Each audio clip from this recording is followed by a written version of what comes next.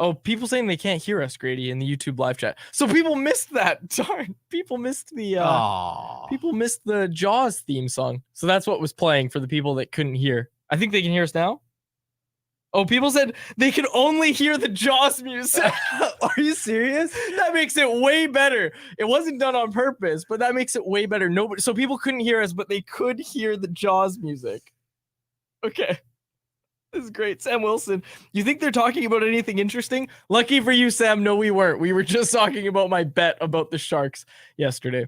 My name is David Quattrelli. That is Harman Dial. Our technical producer is Grady Sass. And our intern is Lachlan Irvin. His Wednesday, January 24th edition of Canucks Conversation is presented to you by the great folks at HSBC World Rugby Sevens. Western Canada's largest sporting event. This year is the 9th time the event has visited Vancouver as part of the World Rugby Sevens series. From February 23rd to 25th, grab your friends and your best costume and head on down to BC Place to catch 12 women's and 12 men's sevens teams, including 2 Canadian squads, take to the pitch for 3 full days of jam-packed rugby and partying. Tickets on sale now at vansevens.com, starting from just $40 per day. But we are giving you a chance to win yourself some tickets, not only for you, but for 3 of your friends. Text hashtag sevens, that's SEVENS, to 778-402-9680 for your chance to win. We will be giving away a 4-pack each week until the event. Text hashtag sevens to 778-402-9680.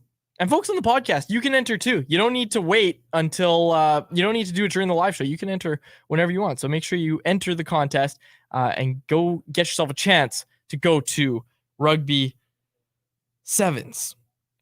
Sam Wilson said there was Jaws music and a lot of quads arm waving.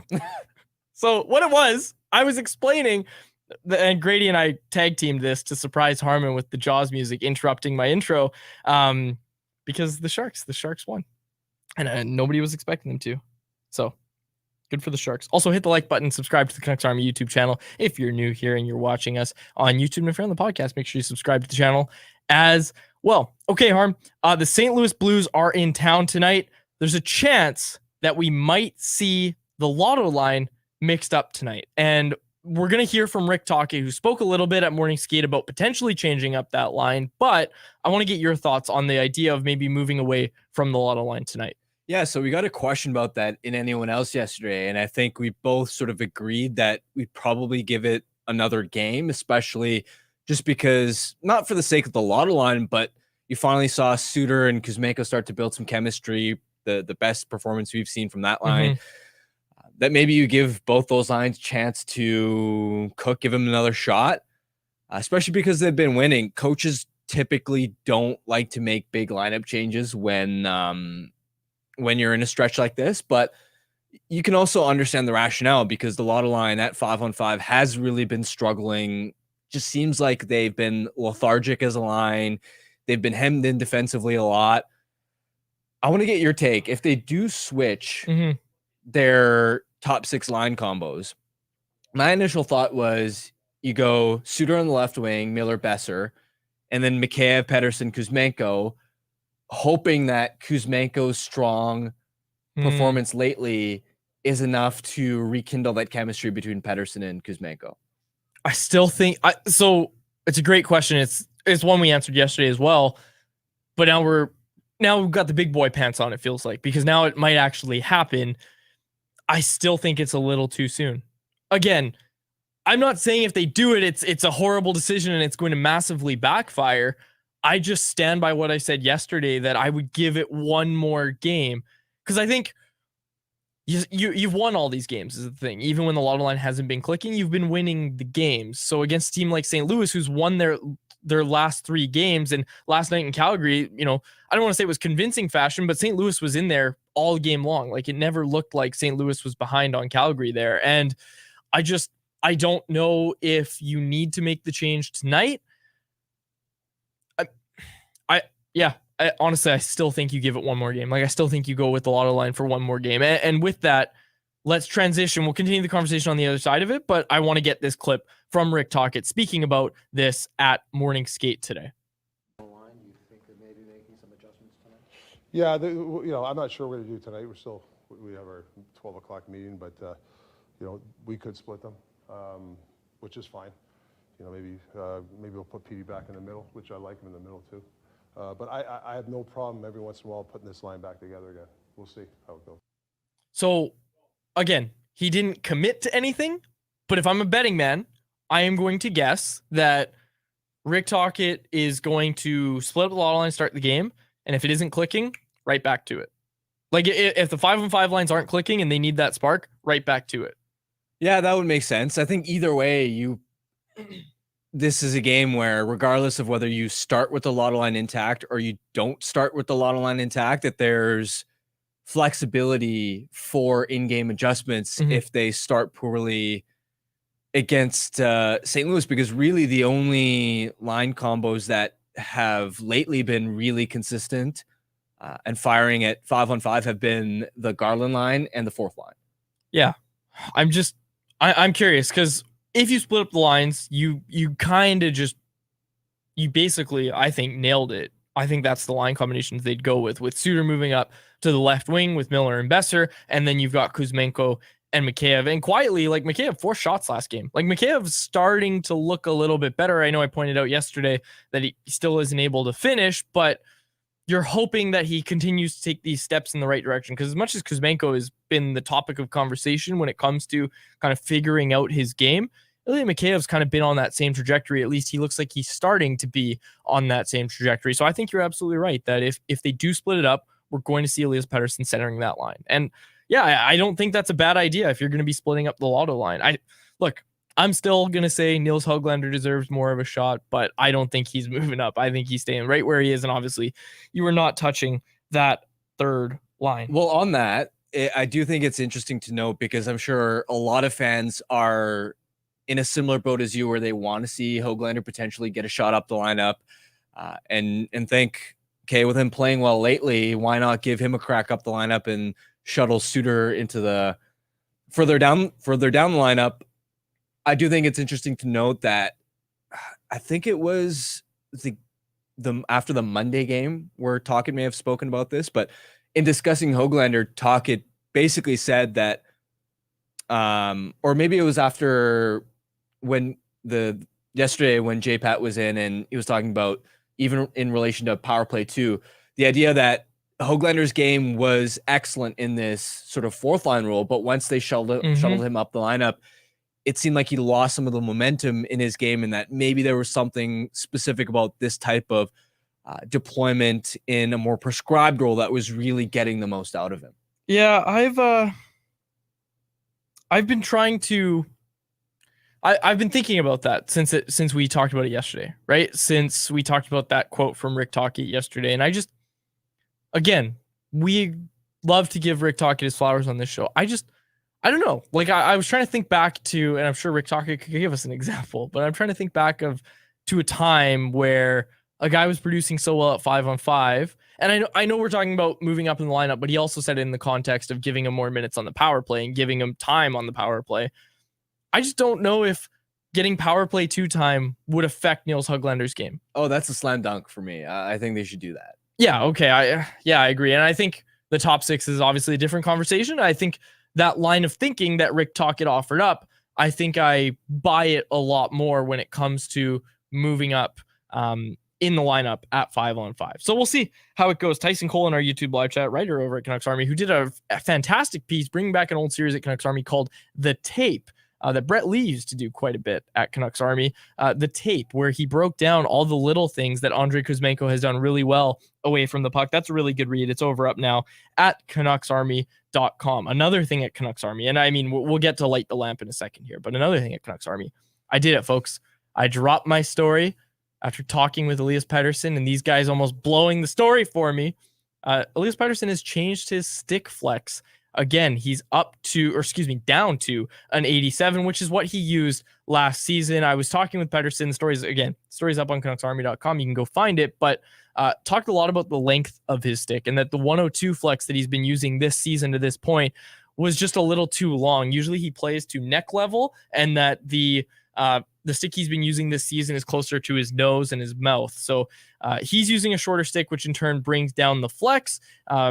Still likes a stiffer stick, so it is a little like he has his stick for its size is stiff for that size of a stick. It's 87 flex.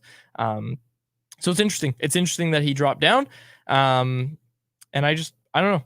I find stick flex really interesting. We had people in the Canucks Army comment section being like, does anybody actually care about this? But I don't know. I think it's cool. Especially people that actually play hockey.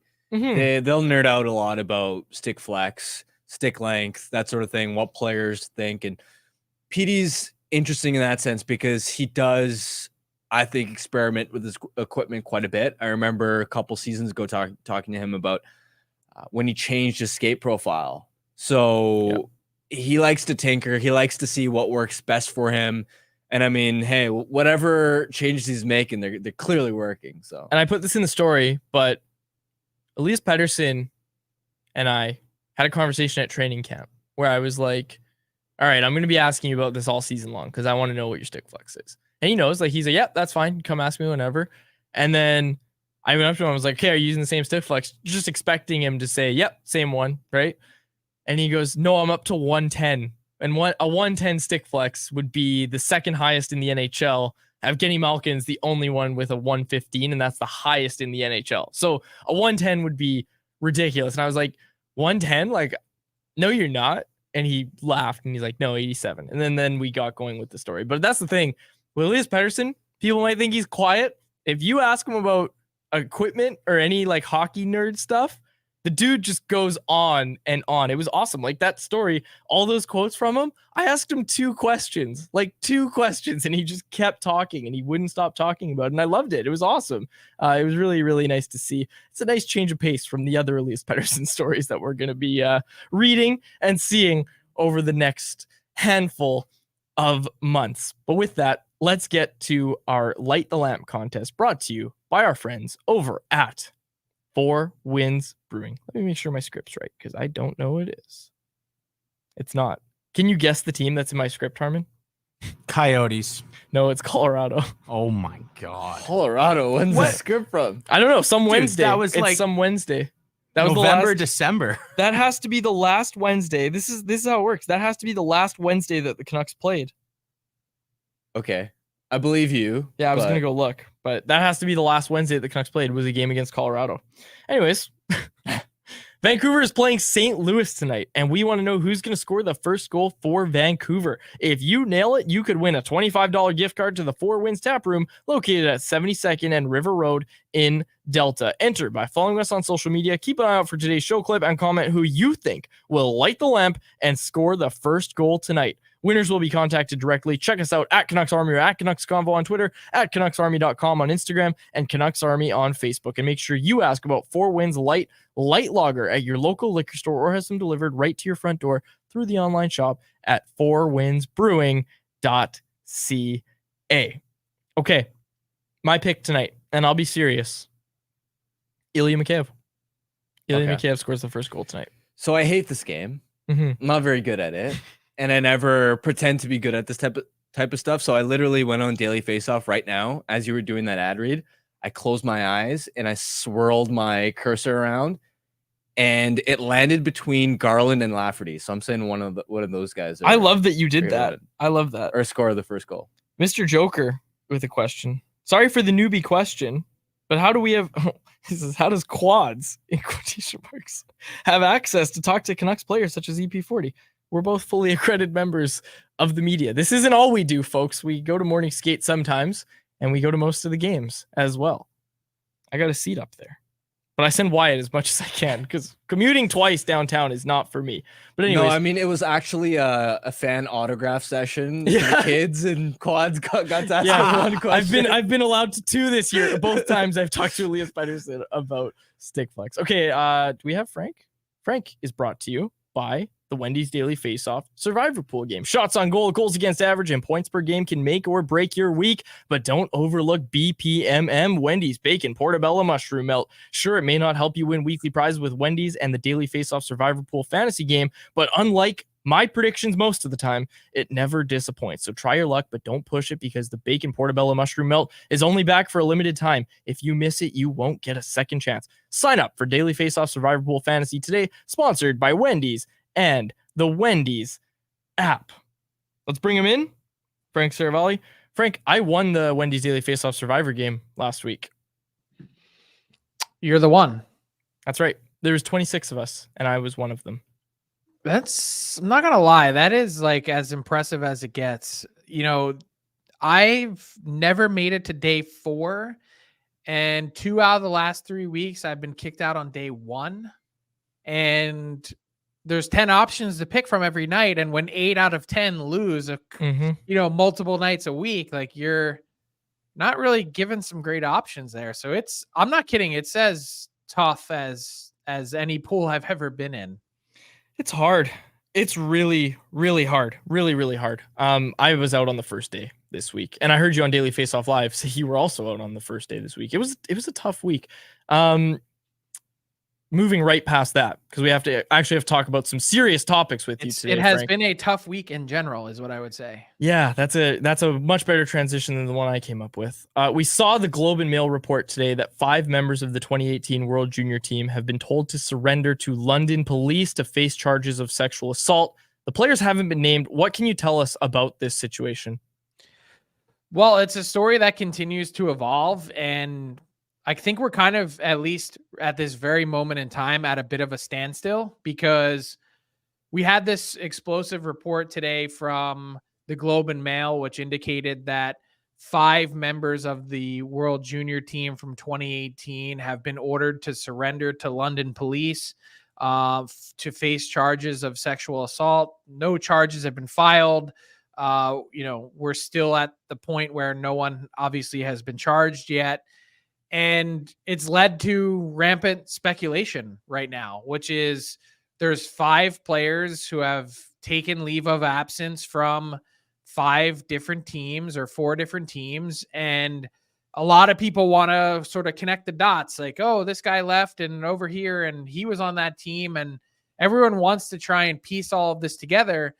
And I'm not at the point yet comfortably where I've had someone with direct knowledge of the pending charges tell me, hey, yes, this person has been or will be charged. And until that's the case, and even when that's the case, there's this, sort of presumption of innocence until proven guilty that, I think we have to be really careful to not sort of paint these guys as, necessarily being part of something yet that they haven't officially and formally been linked to. Frank, what's the NHL's potential involvement in this situation? Are they just waiting for London police to release some of the findings of their investigation before they sort of decide on their own potential punishment for the players involved? Yeah, Harm, that's the big thing that we're waiting for now. And the fact that this press conference that the London police have planned is not until February 5th. That's 12 days from now. We're going to continue to hear from the NHL at All-Star Weekend, most likely. And unless there's some more explosive reporting between now and then, that they don't know anything. They don't have any more details. And the league has frankly been waiting for this for a long time. Their investigation that they conducted internally has been substantially complete for a long time. But they weren't willing to go out and step out onto a ledge and say, you know what, we're punishing these X number of players because, we feel comfortable in our investigation. What happens if the London police were to conclude theirs and they have more or less information or different information than what the NHL got? They wanted to make sure that everything was kind of synced up across the various investigations, because Hockey in Canada also launched their own private third-party investigation. So it's kind of about lining up all the facts as much as they can before then making a judgment or punishment, in addition to whatever happens criminally for these players with regards to their future hockey career. And frankly, some of it may, in some ways, punishment-wise, take care of itself. If you have players that go through this process and are found guilty and are doing something like jail time, you're looking at, certainly a different case in the NHL's eyes. Frank, you were really quick to point out the timing of that Utah NHL report. You were quick to call that out. And I just want to say I really appreciated that. I thought that was really good. How disappointed were you by the timing of that report coming out? Incredibly disappointed, because look, I can tell you for fact that the NHL knew that this was coming, that, from everyone that I've talked to, the league had received proper notice that at least something was happening, a report was going to come out, whatever it might be.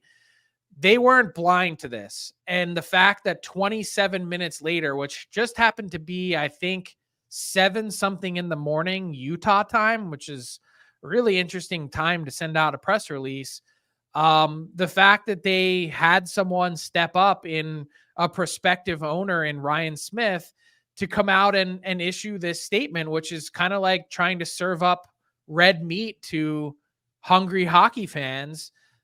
Hey, here's a distraction. Look over here. This isn't, no one's talking about sexual assault over here. Let's go do that.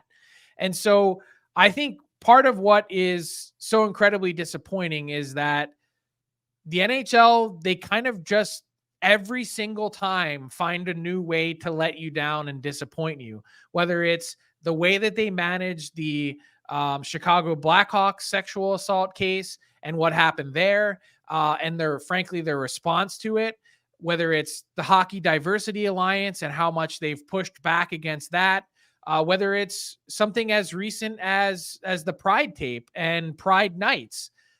Every single time they find a new way to, try and distract you from what's actually happening, from any sort of negativity that clouds and surrounds the league, instead of just facing it head on. Like, guys, I didn't see any report today or any statement from the NHL acknowledging that potentially 4 or 5 of its players and or property are potentially facing criminal charges for sexual assault. Like, where was the statement from the NHL saying, hey, we're on top of this, we see the report, anything linked to this, if true, is disgusting and we totally abhor? Like, no, we haven't heard one peep from the NHL. Where are you?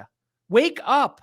This is 2024. This is how things work in the modern media world. And trying to think that you can throw something over here with regards to expansion is a flat out joke that anyone's going to be paying attention to Salt Lake City today. And I'll give you one more thing that really drives me nuts about this is, people say, well, what kind of connection are you making between, the Salt Lake City press release? And I saw someone else out there today saying, hey, Salt Lake's had this plan for 10 days. Sorry. The NHL had an opportunity, especially at least upon knowing this yesterday, to put a halt to that press release. The fact that it came out 27 minutes after the damning Globe and Mail report, I don't buy it for 1 second.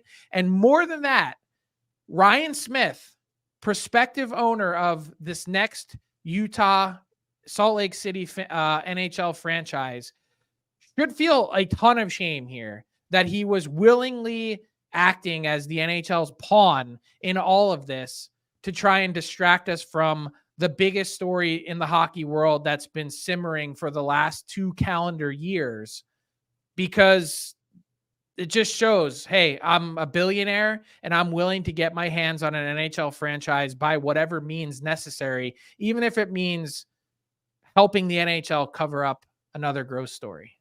Frank, good stuff as always. Proud to call you a teammate, man. Thank you for taking the time today. See you guys. There he is, Frank Seravalli, who joined us. And I mean, it's just one of these situations that we're going to continue to watch. And like Frank said, like February 5th, we are going to find out more about this soon. And again, not to keep talking on this subject for too much longer, but how many times, and again, maybe it was just Twitter rumors, but how many times do we hear like, oh, something's good, the next shoe's going to drop on this? And it feels like we first heard about this, 2 years ago? Like, It's been a really long it's time. been a long time. It's been a long time. And yeah, we all want it to kind of be over. Like we want justice to be served. We want to find out what actually happened. I don't know, man. I feel like we can't add much more than that. I don't know. It feels like we've been waiting for a really long time to at least see what the next step in this was. And yeah, we'll see what comes out after this. But yeah, tough topic to talk about. Tough topic, of course, to transition away from, but we will do our best to do so in our Anyone Else segment, brought to you by DoorDash. It's our listeners' chance to get involved and hit us up in the YouTube live chat. And it's also our listeners' chance to get 25% off and 0 delivery fees on their first order of $15 or more when they use the code NATION25. That's all capital letters, NATION, and the numbers 25 for 25% off and 0 delivery fees on your first order of $15 or more on the DoorDash app. Offer valid in Canada, subject to change. Terms do apply. Okay, let's see anyone else. We had actually, sorry, on the same or no, not on the same. Sorry, it's different. My bad. Excuse me. I'm trying to find all the ones in anyone else, the ones in the chat. We don't have a ton. We had people asking a lot of questions about how to get a press pass. It's not like a lottery. Like, you don't just throw your name in a hat and hope you get drawn. Like, takes some years to get there. Yeah, a lot of people wondering about how we have press passes. And Ty David putting it pretty nicely. He said, become a reporter with a recognized media organization and a following, I'd say, also matters to some extent. We don't have anyone else's, which is rare for this stage in the show. Check so, folks, the chat, quads. Yeah. Yeah, folks, get your anyone else's in. Corey Anderson is, oh yeah, this isn't the same. Okay. We want to hear your thoughts on the owners of the Utah Jazz that said they have the immediate ability to bring an NHL team to Utah and requested the initiation of an expansion process. Again, I don't know if it's appropriate to talk about this too much today. I also don't think we know a ton of information about it, but we do know that the NHL is always looking to expand. They spoke about that, and we spoke about it last week when we brought up the Atlanta to the NHL potential.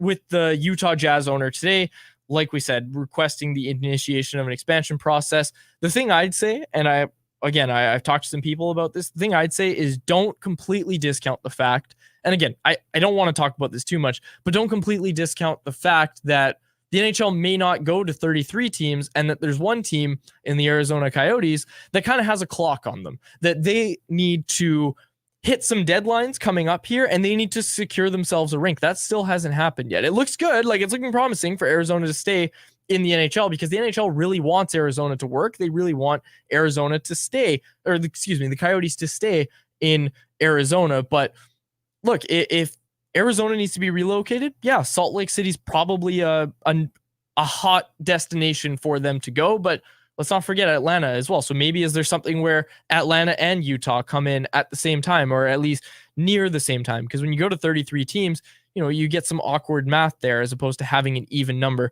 like the NHL does right now with 32. Do you have anything on the Utah stuff that you wanted to get to? No, I mean, just wanted to add that Frank, again, on the Daily Face-Off live show today, also drew the potential Arizona Salt Lake City connection there. So perhaps it's not just an expansion possibility. It could also be relocation. So, all right.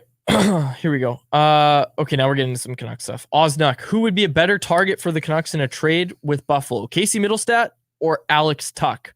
I know you're going to think about it and do numbers, so take your time doing that while I just talk out of my rear.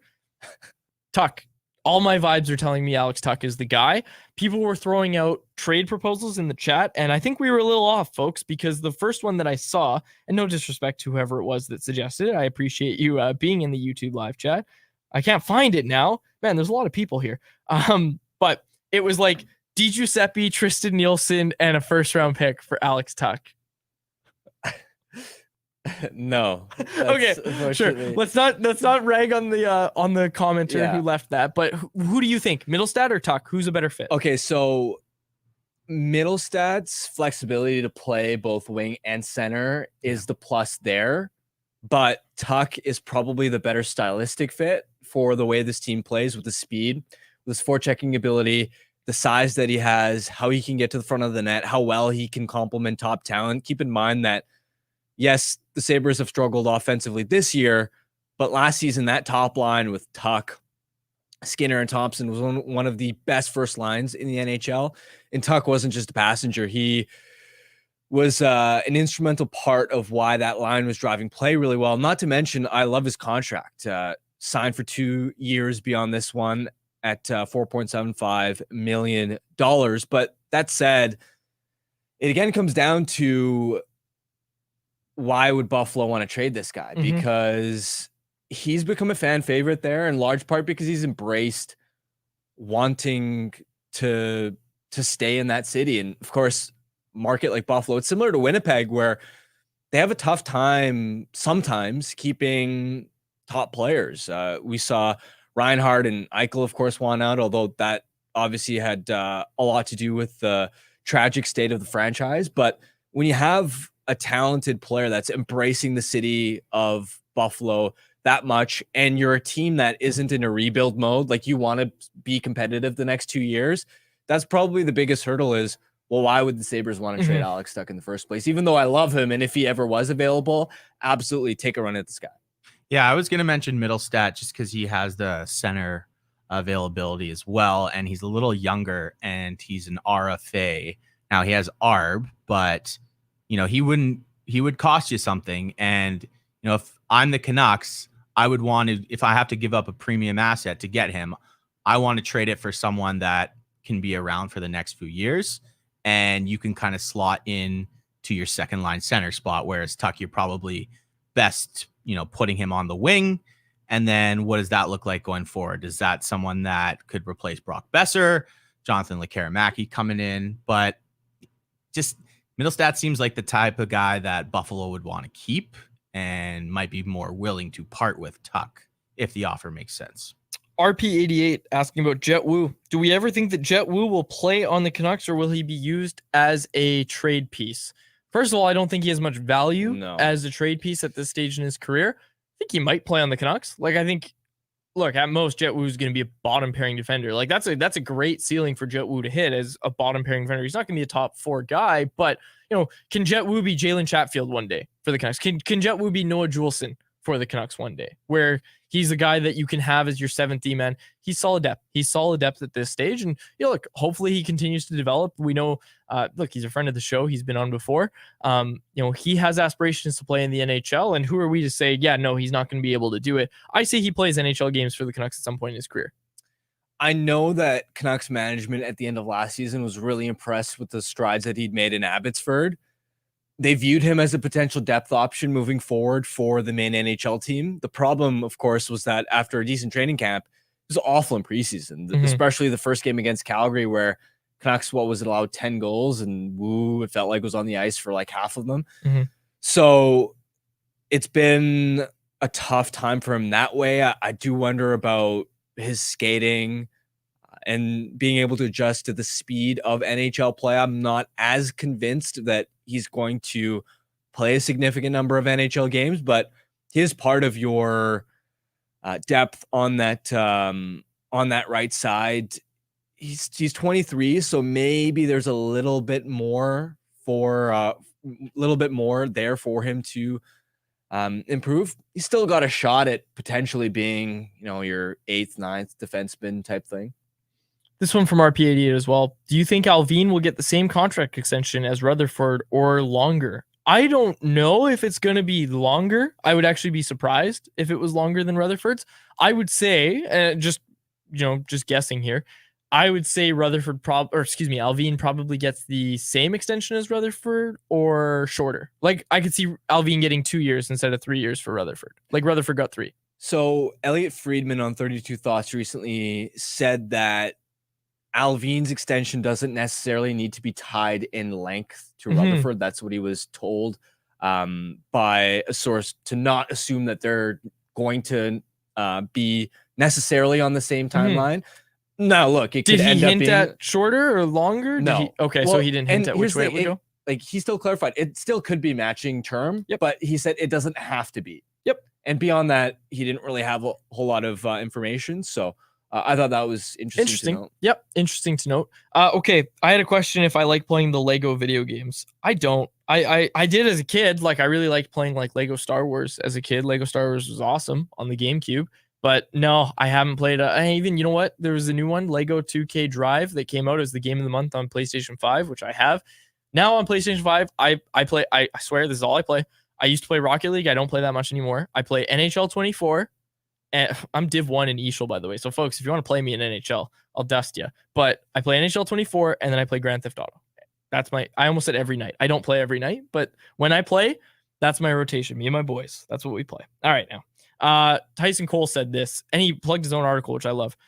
He said, I mentioned Jack Drury as an under-the-radar target with great underlying numbers. He has 20 points in a fourth-line role. Should be relatively cheap to acquire. Tyson did this article at Canucks Army this week. Went up yesterday. You can go read it, where he looked at Rick Tocchet's system and used it to identify 5 value adds for the Canucks via trade. Guys that you could probably get on the cheap. That would be, maybe the next Dakota Joshua, guys who can exceed your expectations once they arrive in Vancouver. What do you think of that name, though, Jack Drury? Well, he's a good player. He's improved a lot this year, but I just keep going back to why would Carolina trade him? Because they're a contender. And so how many times do you see contenders peeling players off their roster when they have aspirations of going on a deep playoff run, especially a team like Carolina, where they don't have stars like Elias Pettersson, like their top end of the lineup. They aren't winning. They aren't going to win games that way. They're going to win games because of their depth from lines 1 to 4. Drury is a massive driver of their fourth line right now. I don't see why they would break that up right now unless you are wildly overpaying. Fair enough. All right. So maybe it won't be cheap to go get him. Okay, let's see. We got a lot of disagreement in the chat about moving Lekar-Maki in a trade. And yeah, I reiterated this. I can't remember where I said this, but I only do rink wide in this show. So I don't know where did I say it on this show where I said I would be moving like Aatu Ratu, Vasily Podkolzin, everybody except for Lekar-Maki or Willander? Or did I say it on Twitter? I don't think you mentioned it on this show. Okay, well, I'll say it on this show then. When I'm looking at trades and I'm looking at what you would give up for a player, and of course, it depends if the player you're getting is a huge difference maker. Like, again, people are like, well, what about if you get Joel Eriksson Ek? And it goes back to that same conversation of, okay, why would the Wild give him up? Sorry, Taj. But I keep coming back to this where if you're getting help for this season and maybe next season, like the guy, like a Frank Vetrano, for example, I'm offering everything except for Lekar-Maki and Willander. Like I'm going Aatu Ratu, Vasily Podkolzin. The first round pick is the first thing I'd give up, first of all. And then your players that aren't playing on this year's team. Like what I'm getting at is a long-winded way of me saying, don't trade Niels Höglander because he's being an impact player on this team. And you need him to be an impact player even more so than he has been this year. Next year at 1.1 million, you need that. You need him to be that impact player next year, even more than you need him this year. But you still need him this year. You still need him on this year's roster. And the way I would approach the trade deadline is no matter how young the player is, in the case of Höglander, is anybody making an impact on this current roster. I don't want to use the word untouchable because it sounds so dramatic, but you should think long and hard about subtracting from this team, even if you're going to add to it in the same trade. I would think twice about moving Noah Juulsen at this point. Like Noah Juulsen isn't untouchable. Okay, but like he doesn't even really have trade value. So no, sure. But if for whatever reason team says, "Hey, we want Tyler Myers, we want Noah Juulsen," no, you say no. Okay, well, let's get back to the main about prospects. Sorry. Yes, I am just saying that I would not trade Niels Höglander. I would not trade any impact player on this team. And I would not trade any player that is going to be vital to your success during the OEL buyout years. Yeah, I think that's a fair... Like, those guys are going to be on ELCs. We've talked about that before for people that are just hearing it. We've talked about that plenty before. The Dallas Stars model. That if the Canucks want to compete during the years where OEL's taking up like 4.7, is it? Yeah. On the cap? They're going to need some impact players on ELCs. Right shot defenseman is a huge position of need for this team, and it's going to be in a few years as well. You need Tom Willander to hit, and you need Lekar-Maki to hit. If you want to stay in this level of contention where the Canucks are right now, they're going to need those players to be impact players. And again, I'm not saying that Aatu Ratu and Vasily Podkolzin are useless toward this, but I'm think when you weigh the greater good of, okay, we still want to compete a little bit long-term, but we also don't want to keep all of our bullets in our chamber because we're focused on contending long-term, that we don't trade a Podkolzin or a Ratu to add to this team. The Canucks have made it clear in recent press conferences and recent interviews, Rutherford and Alvin seem like they're on the exact same page that they are going to add to this team. It's not a matter of if they're going to, it's how they're going to and when they're going to at this point. They're going to add to this team. All I'm saying, and it's a very long-winded way of answering the question, is don't move anything on the current roster. Don't move anything don't move any of the players that are going to be impact players or should be impact players for you. Real impact players for you during those lean years of the OEL buyout in 2 years from now. Do you guys think they'd be more willing to move Pods just because he was drafted by the previous regime? I think it plays into it, but I also think But I also What is think- the value? Yeah, like Yeah. If I'm Calgary and you're trying to strike a trade with me for Lindholm, Yeah. I'm like, great. You want to include Podkolzin? It's That the throw doesn't move. Doesn't even move the needle for me. No. I think it moves the needle a little Well, bit though. Like, I mean, Harno, like, we had this barely. discussion last week too that like Aatu and Vasily Podkolzin do both have trade value. Like He would be cheap, right? he And would if you're a be cap team, Yeah. If it comes down to Lekar-Mackey or Podkolzin, obviously Lekar-Mackey has more sure. trade value than Vasily Podkolzin. But Vasily Podkolzin still means something to NHL GMs. Mhm. Sure, but like the point I'm just trying to make is if the ask for a team for like the highest level player is a first and a good prospect, Podkolzin's not going to be considered the good prospect. No. He'd be the third piece. Sure. Yes. But Yeah, the throw-in. Aatu, Just because he's a center. Maybe? he was included in it last year. Yes, but he also hasn't lit the AHL up this He year. hasn't even Like, been he has- playing he center has- for most of the time. He has. We'll talk to Dave Hall He's about him moved tomorrow. back. He's he moved has back, but for a decent while. value. I think it just depends because your competitors may have a better prospect to offer. That's very fair. That's what it'll come down to, right? Like that was what it came down to last year. Again, I bring up the Horvat trade, but one thing we've heard about that is there weren't a ton of suitors for Bo Horvat that could give up what the Canucks maybe were looking for. So they ended up getting what they got. And I'm not saying it was a underpay and the Islanders won the trade or anything like that. I'm not trying to throw out that take here. I'm just saying that I think a guy like Aatu and Vasily Podkolzin, guys who are still young like that, and especially Podkolzin, the high draft pedigree, right? I still think those guys have value. Like, I still think they have a good amount of value. And I think, honestly, I think you could do a first round pick. Maybe you have to throw in a third and Podkolzin for Elias Lindholm. if Like, I I think was- Calgary might look at that. Calgary might be a team just because they're in more of a retool and they're Sure. closer. They might actually value a Podkolzin, which I think they'd be wrong to value the immediacy of his potential impact over, long-term ceiling. Sure. If I'm an NHL GM, I'll say this: if I can't target if the Canucks take Lekar-Mackey and Willander off the table in terms of prospects, I'd very quickly be looking at Brustevich.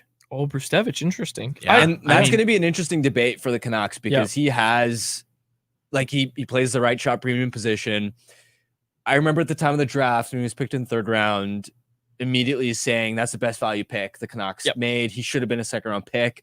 Obviously, he was tearing it up as of a few weeks ago. I don't know if this is still the case, but was leading the OHL in points as a defenseman. This is a player that's on an upward trajectory. That's going to be an fascinating internal conversation about how much do you value Brustevich. And there's a world where his value might not ever be as high as it is right now if he can't transfer, that skill set to the NHL, which is odd to hear because how long have we been clamoring for this team to get more right shot defensive prospects, let alone guys that can lead the OHL in scoring. So Exactly. When you have that, you get a huge bump. And again, we're going to talk to Dave Hall tomorrow, and he's going to have a lot for us tomorrow. I think tomorrow is going to be a very busy episode with Dave Hall joining us. Going to be a good one. Dave Hall is going to join us. People have been asking, "Where's Dave Hall? Where's Dave Hall?" He's coming tomorrow. He'll be on the show. All right, let's close. Anyone else there? There's a lot of people in the chat today. A lot of people with some hot takes. Andrew said there are some spicy takes in the chat today. Damn. And Andrew said again, it must be quads on multiple burners. Thanks. Well, if you see anybody advocating for you to jump on the San Jose Sharks bandwagon, it's quads. That's right, baby. That's right. Wallach said, "Quads, read your article this morning. I enjoyed it. Nice work." Thank you, Wallach. I appreciate that. I wasn't sure if I was going to put that article out today, but I told people I might put it yesterday. I got to stop announcing when I'm going to do articles because something always changes. But I did put it out today. It's up now on the featured page, front page of Canucks Army. If you go to CanucksArmy.com, you can read it right now. But let's get to our Betway bet of the day, brought to you by, you guessed it, Betway. Did we do 4 wins? Yeah, we did. Okay, let's get to Betway. Betway bet of the day brought to you by Betway. Pull it up, Grady. Andrei Kuzmenko to score a point against the St. Louis Blues tonight at $10 bet at plus 105 odds. Returns you $20.50 over on Betway. Must be 90 plus to play. If you choose to play, please play responsibly. Folks, thanks. The chat was buzzing today. Bring that energy. Tomorrow we'll be back to talk about a Vancouver Canucks victory or a game. We'll see how it goes. I'm calling a victory, as I usually do on this show. We'll be back tomorrow to break it all down. And of course, like I said, we'll be joined by Dave Hall. Going to be a good week. And then the Canucks don't play again until Saturday. So we got to fill some time on Friday. Maybe a surprise guest on Friday. We'll see. Just going to throw that out there. Before now, signing off. My name is Dave Wajelli. That is Harmon Dial. Technical producer is Grady Sass. And our intern is Lachlan Irvin. Thanks so much for listening to another episode of the Canucks Conversation. Canucks Conversation with Harmon and Quads every weekday at 2 p.m. Be sure to check it out on the Canucks Army YouTube channel. And if you missed it, go check it out on your favorite podcast.